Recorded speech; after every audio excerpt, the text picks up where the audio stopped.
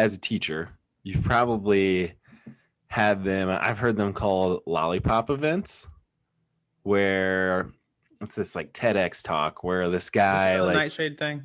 yeah, this is another nightshade thing. You got to give it a chance. So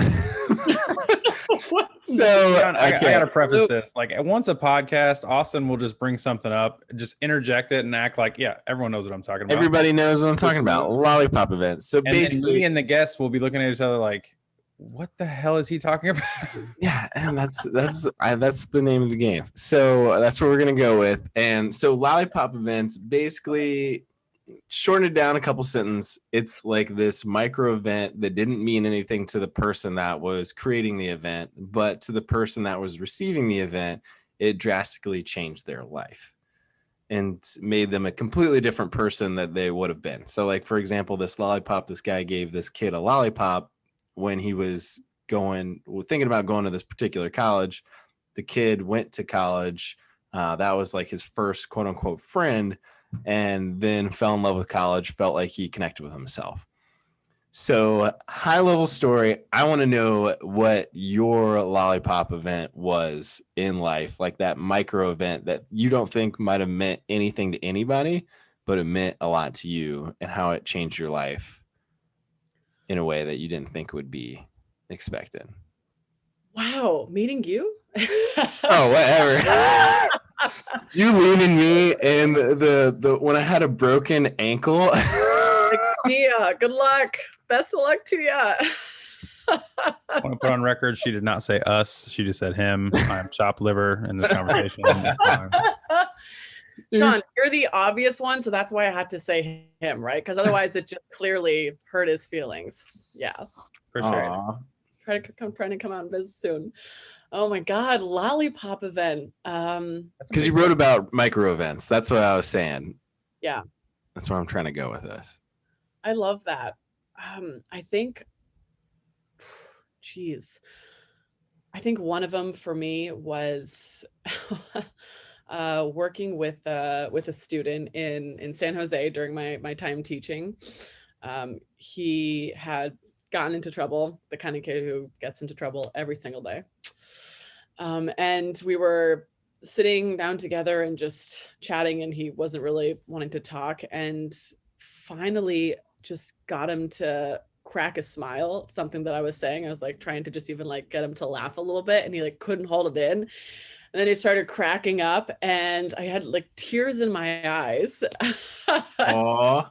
Laughing and crying. And he shared, I think, a story with me about kind of his family life, some personal pieces at home. And that's just one of many moments with some of these students who had really tough lives. Like family life, it was just not always easy. And they still showed up every day with so much energy, sometimes not perfectly placed, but lots of energy, lots of excitement, and such big hearts, like so kind and so ready to just tackle things. And so I always wanted to bring my everything to them any single day. If I was coming in tired, I had a headache, right? It was like, no, these kids deserve everything that I've got, because that's what they're always giving me.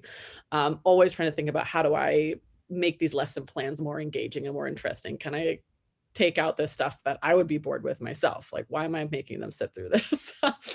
And I think it was those little interactions kind of compiled up, each of those little lollipop moments that that kind of hit me and made me realize, as much as I love teaching and as much as I love these moments, I want to be in the education space in a way that I can impact countless more students and the way things operate on a larger level.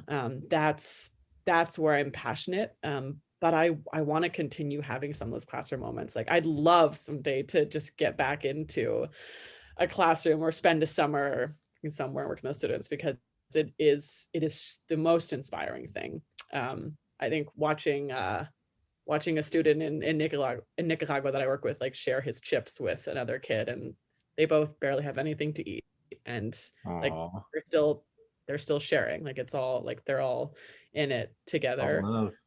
Yeah, those moments they're beautiful and super inspiring, and I think those are the moments that have just pushed me to work super hard to realize how incredibly important this work is that I'm doing, and always make sure that whatever I'm spending hours in every day is something that I can see the true impact of, and value in. And yeah, I'd love to focus those efforts on like improving sex education across the US. Like that's kind of been a dream that I haven't done much with yet, but man, it would be awesome. I think it comes down to communication and how we interact with another.